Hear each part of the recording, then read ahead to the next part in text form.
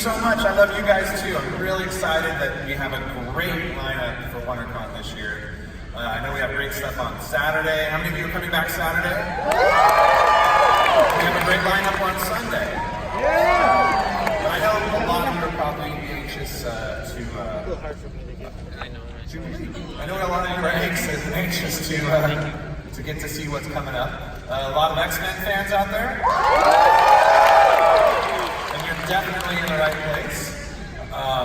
There's some cool stuff coming. So instead of like going on and on, just want to mention now that we have a bigger crowd, there are bathrooms, so you don't have to actually leave the arena, and well, you have to leave this room, but there are bathrooms that you can get to, so that way you don't have to lose your spot. And also there's food, so that way you can kind of hang out here all day. And the other thing to mention, which you probably all know, how many of you all know what's coming, right? Feel free to record the actual panel if you want, so you can get footage of the stars talking and everything. But do us a favor, once you see footage, put those things down. The studios really go to a lot of trouble to get this stuff cut and ready and show you guys exclusively. It really is just for you guys. You guys are the ones that kind of waited in line. You got your tickets to come here, so this is really special. Once it's done, feel free to talk about how awesome it was. But please don't try to record any of the footage. And with that, it is my pleasure to introduce the moderator of this panel, Ms. Movie Phone, Ray Drake.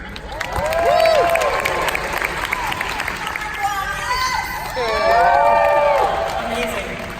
Thank you so much for being here today at the 20th Century Fox panel for this much-awaited movie that's going to be coming to you June 7th. Now, just a quick personal note. Oh, no, wait. Hold on a second. Who out there got their amazing posters? Okay, so make sure that you're part of the social media conversation and post those bad boys up because you need to make everyone else super jealous. Okay, I've already done it and I've gotten a lot of angry DMs. It feels so good. Trust me. So now to my personal note, because I am such a huge fan of Wondercon. I've done so much work with these folks that made this movie we're about to talk about. And it's really special because I just got this new job announced as Ms. Movie Phone, right? Thank you. Well, so here's the thing. Like, I've used that service forever. It really meant a lot to me as a tiny movie nerd. When I saw the very first movie in this series, like, I was like, oh, baby, hello. And so I feel like I've been waiting nearly my entire life to introduce this panel to you in this exact way. So for those of you who are familiar with the Movie Phone legacy, you're going to know what I'm about to do. And for the rest of you, you're getting a preview of what's to come because I'm going to be everywhere super annoying you all the time. You ready? Hello and welcome to WonderCon. You have selected Dark Phoenix.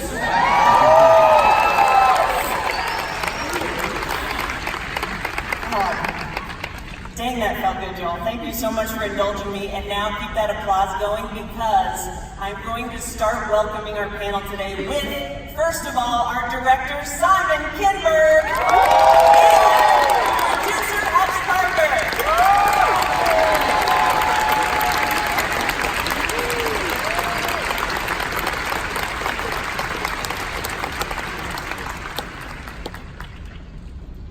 Wow, a lot of people. Right? Very cool. It's happening, you guys. Yes, it is. Thank you guys for being here. So Simon, ease us into this. Tell us the end of Dark Phoenix. Everybody dies. They turn to dust. No. Oh no, too soon. But actually, so Dark Phoenix for X-Men fans is like, it's very, very fresh in our minds all the time. It's a great storyline. We've seen it a little bit before. Yep. But tell me why right now was the moment for this movie to get made. Well, Dark Phoenix was my favorite storyline, being a hardcore comic reader growing up. And I always imagined if there was ever going to be an X-Men movie, I never thought I'd be involved in it. If there was ever going to be an X-Men movie, that's the one I wanted to see. And like you said, you saw it a little bit in X3, but you didn't see the real Dark Phoenix story in that movie. And so when we did Days of Future Past, one of the things that I loved about that movie is we got to reset the timeline in a way that made it possible to do a real version of the Dark Phoenix story. And that's what we try to do with this movie, is to give you all of the elements that you loved from reading the comic, all the things that made Chris Claremont's comic run so iconic and sort of survive forever, and do it in a way that was emotional and intense and intimate and also cosmic. So this is the first X-Men movie that goes out into outer space, as you're going to see a little bit of today. It's the first X-Men movie that has an alien in it, that does a lot of the things that we weren't able to do with X3. And I think why now is we feel like you've lived with this family for almost 20 years in one form or another, and we felt as though hopefully we had earned our way back into doing this story. And one of the wonderful things that a lot of movies have done, and certainly MCU has done it perhaps the best, is tell intergalactic comic book stories. And so we felt like you all were ready, and we were ready to do our version of that. You ready?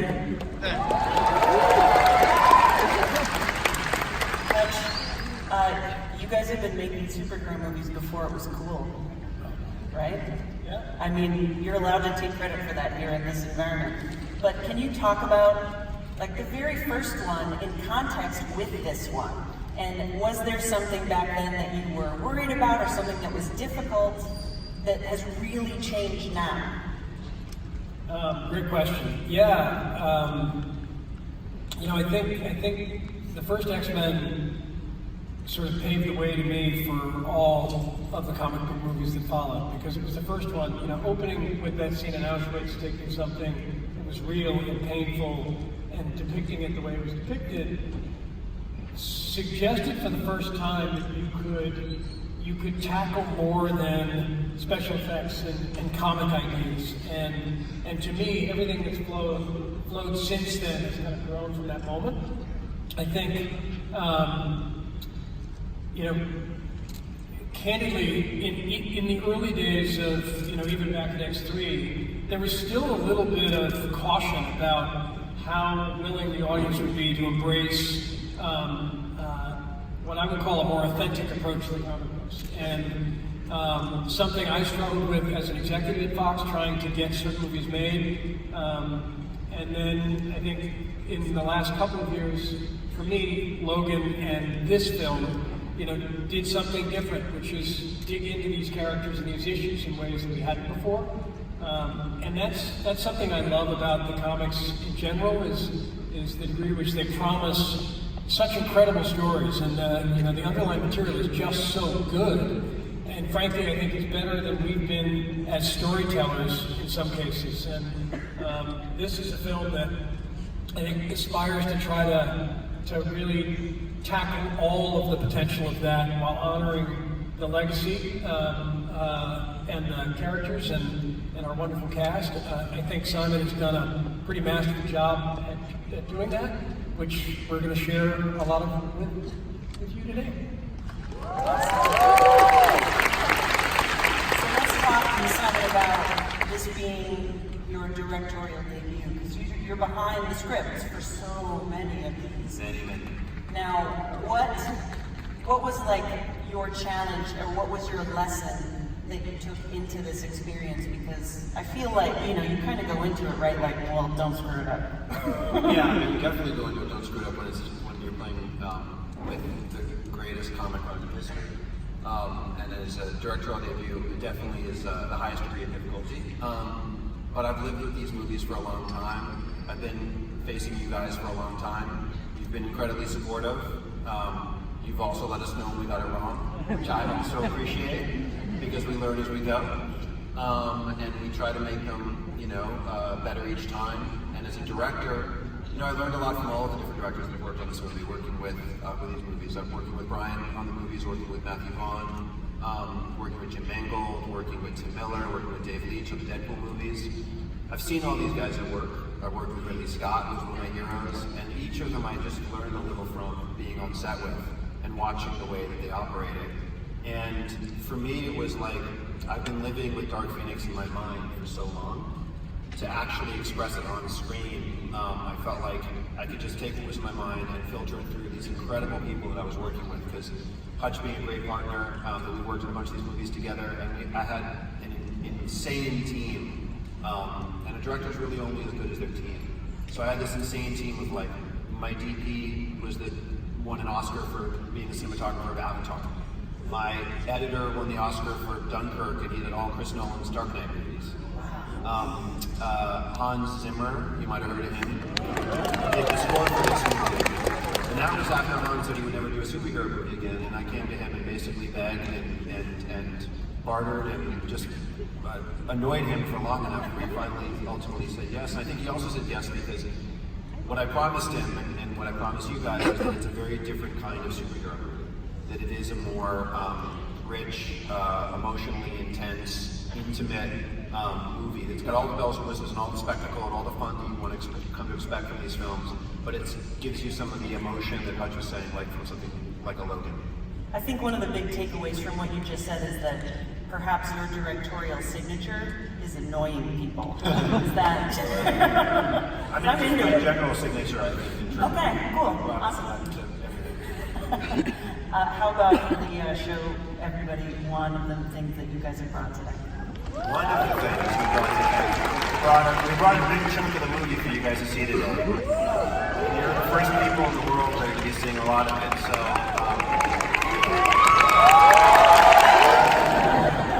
God, I love it. All right, you guys, that's my cue. Let's bring up the cast, shall we? All right, so everybody ran out to watch the clip, so I'm going to slowly and eloquently say their names so they go in order. For the love of God, guys, don't mess this up. Sophie Turner! Tori Sheridan! Nicholas Woods! Alexandra Shipp! Evan Peters! Lee Smith McPhee!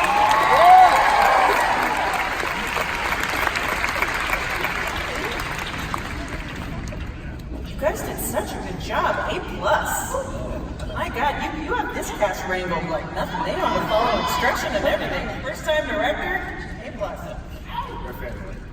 That's the thing. I mean, I think it shows on screen that you guys are so close, and I suspect that you know each other relatively well.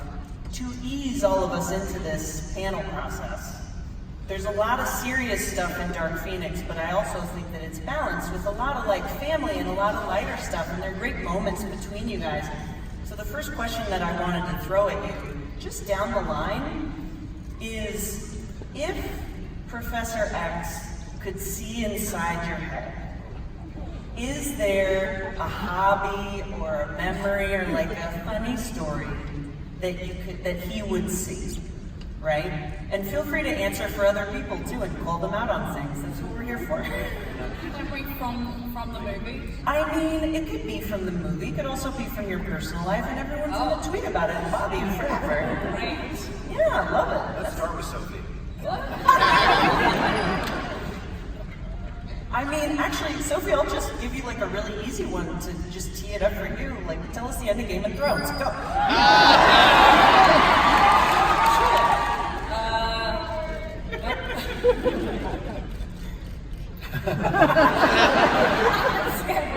Oh my God, I love it. Dark Phoenix, we just I'll take this question for the team.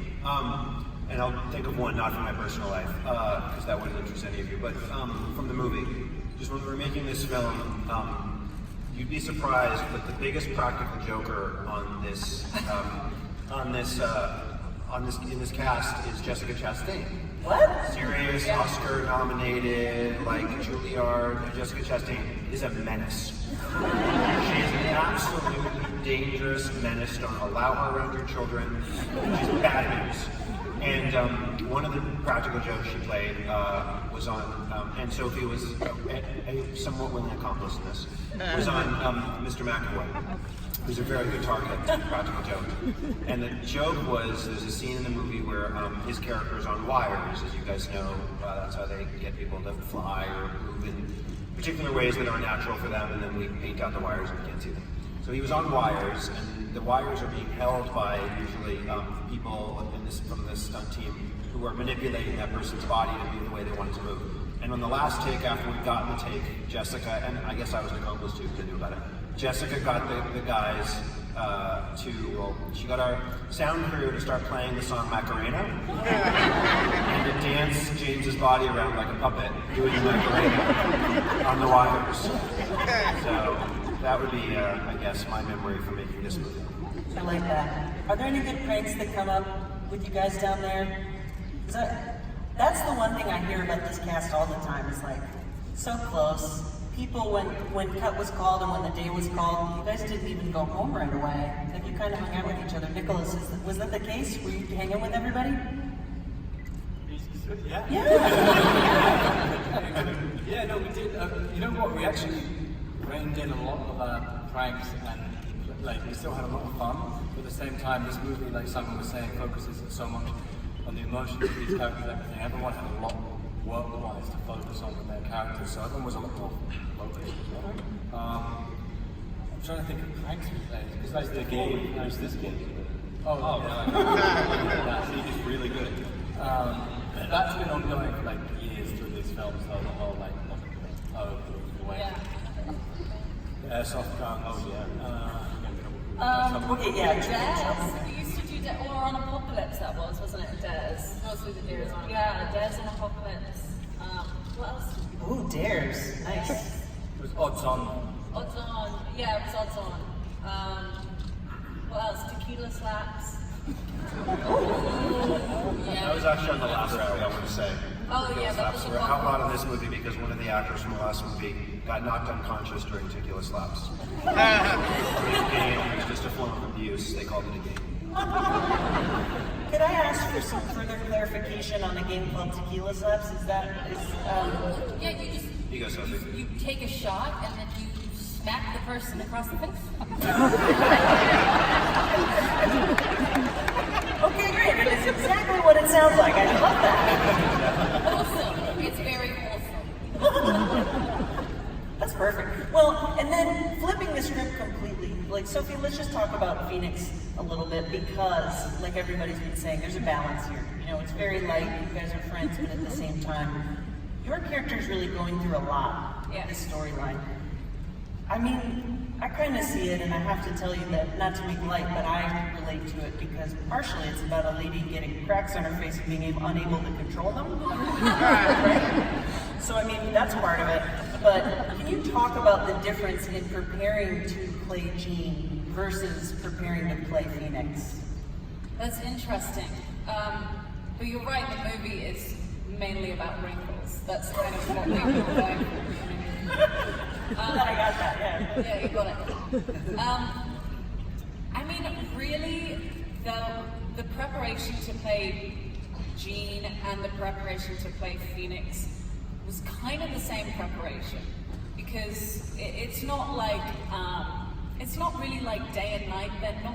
They're kind of fused together, and that's why there's such an internal struggle. Is because it's these two kind of separate entities fighting each other within one person's body. And so that's what we were kind of going for. So really, we wanted to study schizophrenia and dissociative identity disorder to kind of really delve into the psyche of the character and ground her in something quite real and something that will resonate with a lot of people. So that's what we were kind of going for, rather than two separate entities. Yeah, which really adds a lot of nuance to the character because at all times there's something going on. Yeah. Yeah. I think that I could see a little bit of that in all the cast, I think, a little bit. And Ty, can you talk about that too? Because, I mean, just what's really interesting about just Cyclops' costume is that your eyes are covered. So that's one of your main ways to broadcast what's going on. But there was a shot in that last clip that we saw where you thought she was gone. Right? And I felt that from you. So can you talk about that challenge? Because this is sort of new for Cyclops. Thank you. It's kind of like when in Judge Dredd, like, you know, you can't see a face, but you're getting emotion. This is good stuff. Yeah, it's a lot of eyebrow acting. So I just sit in the mirror and no, it's good. You know what? this movie is really fun. We've all been saying in some of our interviews earlier that it's fun because these movies kind of they jump from decade to decade. So a lot happens over the course of 10 years, and so you get to explore these characters in different chapters of their life.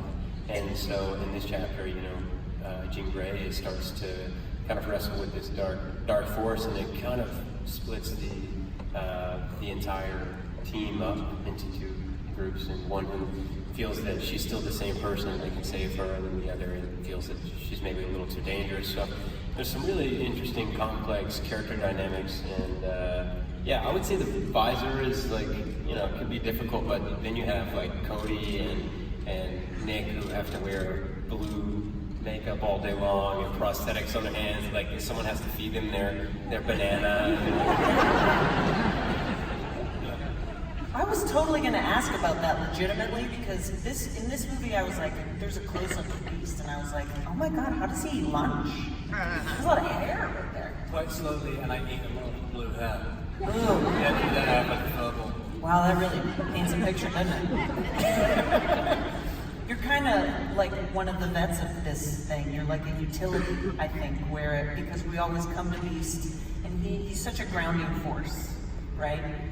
Yeah, I mean, the fun thing about this movie is we've seen him evolve over the past few movies, from one of the students wrestling with his identity, and then now being, one of the leaders of the X-Men, but then also stepping away from Charles because of what happens in this film, and kind of finding his own resolve and approach to the issues that take place in this film. So you kind of get to see a new side of his emotion in this film, which is what was such a pleasure to play, and luckily, Simon gave me the chance to do that.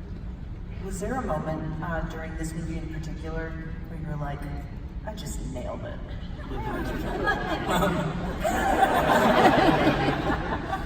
You're too busy coughing up curveballs here. I think that would be the wrong thing for me to be thinking anyway. Understood. Respect. It's actually not true. After every take Nick does, he's like, nailed it. It's under his breath, but everyone can hear it. Yeah, we can hear you, Nick. Nailed it.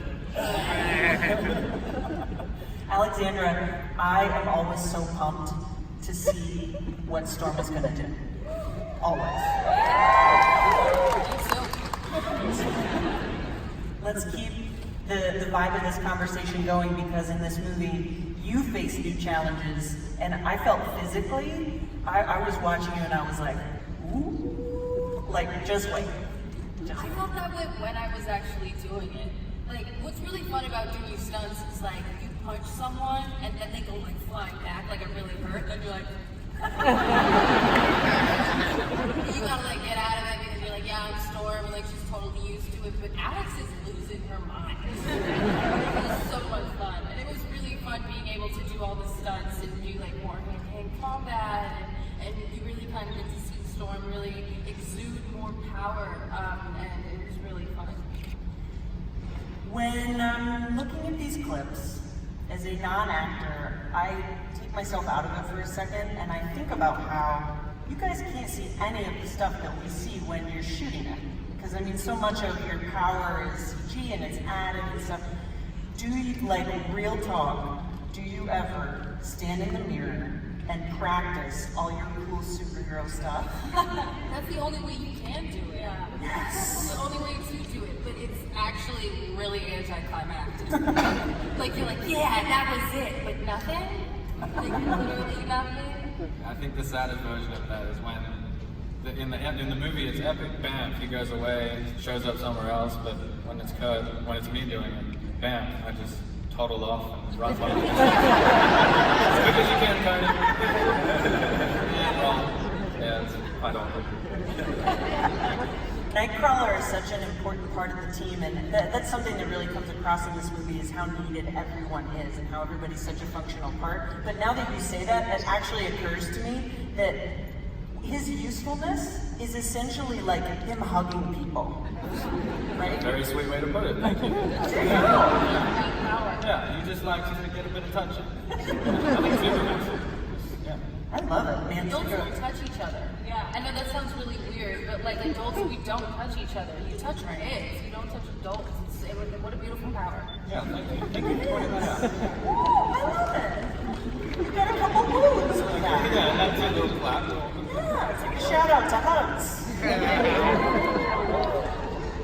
What's Kurt going through in this film? I feel like, as we say, jumping the decades, you get to see a form of maturity in him, definitely, that is quite different to what I've portrayed in Apocalypse, which was the more innocent, wide-eyed, vulnerable Nightcrawler that we love, and the comedic relief at points. But in this one, he definitely kind of starts there, but I had an opportunity to portray that more vicious, savage, his frustration building up to from not being able to know how to fix these internal struggles and the crisis that they're all going through as a team and as a family. So ultimately it crushes inside of him, and that's where we see it kind of connect with, I would say, Alan Cummings' portrayal of the character, which is very demonic and quite aggressive. Yeah, this is really a different side. There's so much conflict. You can really feel that in the film. Now, speaking of conflict, the bravado of Quicksilver is like one of my favorite things. Yeah, I know. Just like that, even that quick moment in the clip of just like, yeah, it's totally me. I do so much stuff. Yeah. Like, that's our boy. One of the things that I associate with your character are these amazing sequences with great music. And so I wanted to ask you, just like personally, is there a song that like really resonates with you that you would set your own personal slow-mo sequence to? Yes. And you have to get really close to the mic. Yes. I'm gonna crack that whip on you, brother. I think maybe, do you guys know that song at the end of Mortal Kombat? When the ghosts are coming up? No? Will you sing it for us? Yeah, would you? I got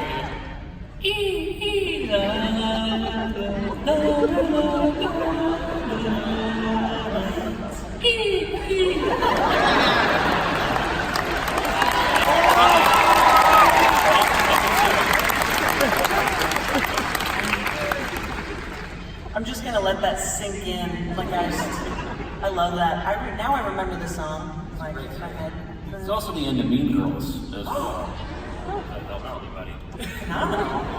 Not at all. Oh my God! There you go. Movie fun fact. Who's a fan? Let's bring it back down here to the end of this table. What's your favorite part of all of these extensive sets that you guys have? Because there's so much that's practical. Like, what was like one of the things you were like, oh man, dude, this is so cool? I mean, there's a lot of stuff in this movie that's really cool, and it was important to me to do as much practically as possible, like, which means obviously not with visual effects, CG, but to build things. And the reason why is, I think, one, and the actors can speak to this, but every actor I've ever worked with feels the same. When they have something real to interact with, it's easier to act, because they're actually in the space, they're interacting with a real thing. It's one less layer of sort of make-believe that everyone has to do. And then also I think you guys feel it. Like, I think there's something when I watch a movie and I see practical effects, practical sets, there's a part of my brain that like makes it feels real to me. Like the physics of it feel real, the dimensions of it feel real, all of that. So there's simple little things in this that you would never know were a set. Like, as an example, when Sophie goes home to the neighborhood in which she was raised, it's a street of suburban houses. And in a normal thing, you would probably find a street of suburban houses in Montreal where we shot the movie. But there's that one room in it. There's some stuff that happens there that you couldn't do to a street of suburban houses without relying entirely on visual effects, because you could destroy some houses. And instead of using visual effects and going to a location, we built a city block of suburban houses in the back lot of the parking lot where we shot. So all of those houses that look very real are very real on the outside and have nothing on the inside. That was really cool to me. And I think the other one probably, and you're going to see this coming up, so I don't want to ruin it for you. but there's a scene sequence in New York City, and we built a few blocks of Fifth Avenue in a soundstage, and that's what you were going to see shortly. And that was cool. Amazing. On the flip side, so that was some cool stuff that was practical, and Sophie, I would like for you to tell us in great detail, one of the things that I'm always looking for when I'm watching like a superhero movie is like, what is cool that is going on that I secretly want to be able to do. And something that I've noticed a lot with Phoenix, I'm starting to do my arms like this, is that her hair kind of, Yeah, I right? got Beyonce fans.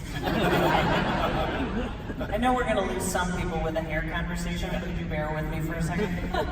Because that CG is so cool. Yeah. But what was that like in real life? It was terrible. They decided, you know, the best way to do it is you have to kind of put like a bowl cap on and tracking points for CGI. So, and one part of my costume is like this purple coat, this huge collar that kind of comes up like this. And I've got this bowl cap on, and I look like Megamind. It's terrible. You don't feel cool, you don't feel powerful, you look like an idiot. Yeah, it was not fun. And they had me on this thing that they, not in the reshoots, but when we were originally filming it, this parallelogram, where basically like, it was like a seesaw, one end had weights on it and the other end it's just like a bike seat.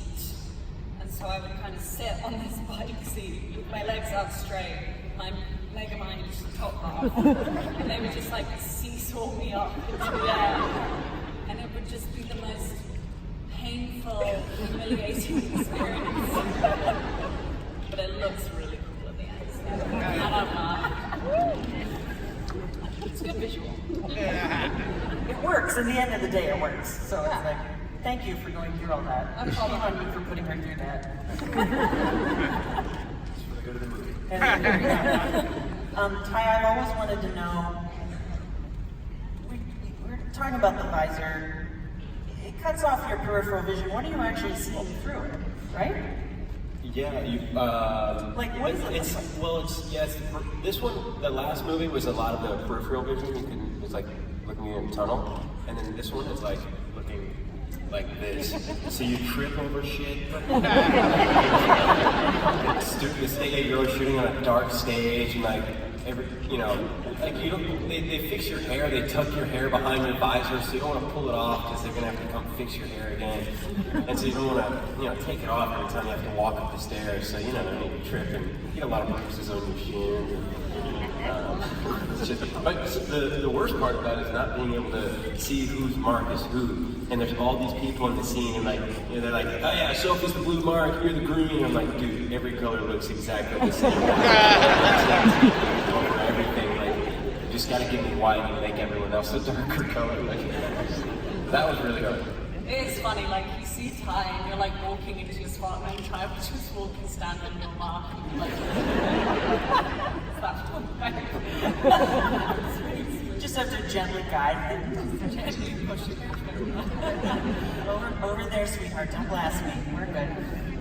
Nick, is there an effect that's gotten a lot easier to do for you over time? Like, is there anything that is vastly improved? Well, I was just thinking of the humiliating things that were going Oh, on. good. Yes. So there's this thing that my stunt guys, Alex and Ish, do really well, which is like quad running. They're on all fours and they can like make it look very graceful and fast and amazing. And then they're like, Nick, so you just finish off the quad run into the scene. Well, I'm not built to be able to do that. So it ends up me kind of crawling. And then like popping up into the frame. And then carrying on with the scene. So this shows some very embarrassing cuts of that. And when every scene is over, when you pop into the scene, what do you say? Normally it's something to that begin. That's like my action thing before I hit someone or something. I roll. Yeah. Nice. It's better than that in the movie. Sure it is. All right, I think it's about time that we introduce what's going on next. Sure. Why don't we? I'm looking at you meaningfully because I'm glad you're all sitting down. You're very polite. As I alluded to, we're going to show a second clip to you guys. This one's in New York City. And what you saw at the beginning was sort of the best of times for the X-Men, and this is not the best of times for the X-Men after some damage has been done. And the family of the X-Men have been challenged, and this is you seeing them in conflict. Two things. One is the visual effects aren't completely done, but they're pretty close to being done, but there's a couple shots that aren't completely done. The other thing, since there are some kids in the audience, and it says here, please be aware that members of the audience may be under 18 years of age. If you are under a certain age and you've never heard a word that starts with F, it's not fudge. You're going to hear it from one of the characters sitting on this panel, so I warn you of that in advance. For the fans that have heard that before, I think you're going to appreciate it. And so here you go. This is something that nobody in the world has ever seen outside of the filmmakers. Taking the subway in New York hard enough? Wow. You already said that you had a New York set, 5 blocks. Something like that, yeah. Tell me what else was practical in this. Well, the thing that I think most people would not expect to be practical, and is that train that comes crashing through the wall behind Michael Fassbender Magneto was real. What? Yeah, we got a train car, and our special effects, not visual effects, our practical effects unit built a rig that could send that train car at, I don't know what, 20 miles an hour or something behind him, and we built a wall that would get destroyed. And Michael just had to walk through there and not flinch. and the thing that was crazy that happened is obviously you get one shot at that because you're not rebuilding the wall and all that. We had a bunch of cameras shooting it. But when we prepared it and all the rehearsals we did to make sure it was obviously safe for Michael, it stopped like 10 feet or so behind him. But on the day, for whatever reason, when we actually filmed it, it stopped about half a foot behind him. And that thing that comes crashing from behind him that falls down, like those bricks, are real. They're in the set. And only Michael Fassbender, with love and respect to every other actor on this panel, including myself, and no other actor in the world would not even blink when a subway car comes within about 6 inches of hitting you, and bricks are falling behind your head. Michael just stood there, ready to take it. So that was real. Wow. And scary for everybody except for Michael. Somebody out there is clapping because they're like, Fassbender needs to be taken down a peg or two. Good luck. Hutch, when you have your producer's hat on, are you hearing that story and being like, what? Yeah, I mean, honestly, to do that practically was something we really debated. Partly because it's risky, partly because you can't do it again. Right? So generally speaking, you don't want to do anything on a movie you can only do once. Because the odds of it going the way you hope it will are pretty slim. We really did have, I think, one of the best special effects or practical effects guys around, and he's done a couple of movies with us, and always delivers. Always delivers. And he's like, no, I got this. I'm looking at the set, we're looking at the moldings and all that's all going to come down, that's it. We can't go back. It's like, no, I got this, it's going to work, it's going to be great. So we kind of sat up there, we all watched it, videotaped it, kind of the way you guys are, and perfect. Yeah, you should ask Sophie about, there's a sequence that Sophie's in, not that particular one. That one, she just stood there and did the hand acting. But ask her about the scene where she's controlling a helicopter that was actually also practical and real and very close to killing everybody. What? It was a lot of fun. It was a real helicopter.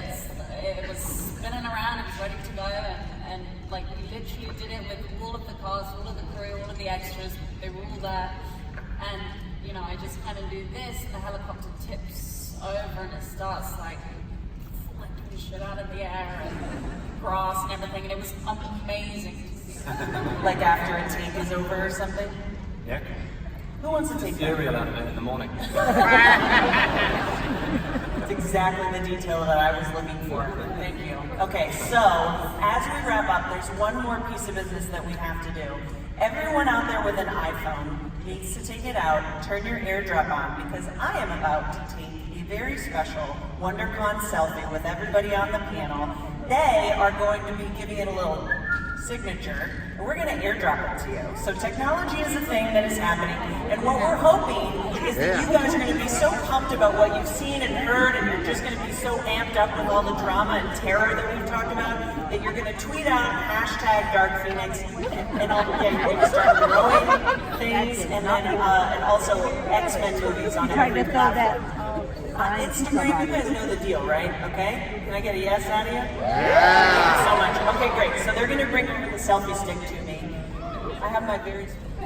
And by the way, if you wanted to stop being polite and start standing up, you could end up in this. Get a picture. Oh.